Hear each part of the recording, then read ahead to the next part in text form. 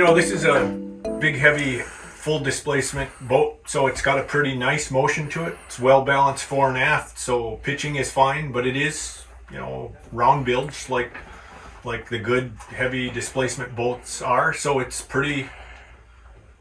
It has a nice motion in a beam sea, but it is a big motion, and I've always sort of been okay with it. But we've got grandkids and kids now that travel with us. And one day last summer, we were in the Strait of Juan de Fuca and had a beam sea left over from slop the night before against a outgoing tide. So it was lots of motion, and we had my 1-year-old grandson with us, and my daughter was quite concerned about that. He was not loving the motion, and she asked me, "Hey Dad, can you make this stop?"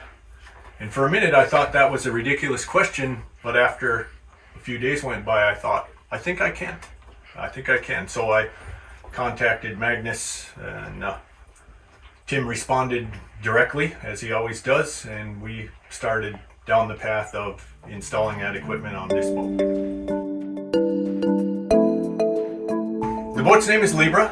It was built by a family-owned shipyard in Holland for the original owner, who was retiring as a tugboat captain in the North Sea, and he wanted to go back to the North Sea. So he had a big, heavy North Sea cutter built for him by a nice family that still owns the yard in Holland that built this ship in 1987.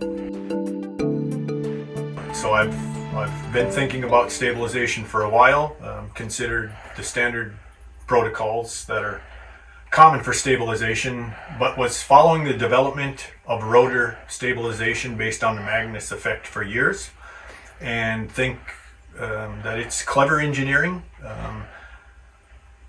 conservative of space, conservative of power, yet effective in stabilizing a vessel such as this. So I was attracted to the Magnus effect, the principle of that. Well, it was a great experience. Yesterday was my first time experiencing it. I was very doubtful before, and we had drawers opening and chairs flying and all these things that I don't really enjoy about boating. But once Bill turned the stabilizers on, instantly it stopped, and I felt kind of like maybe I was just on a smooth airplane ride instead of a bumpy boat ride.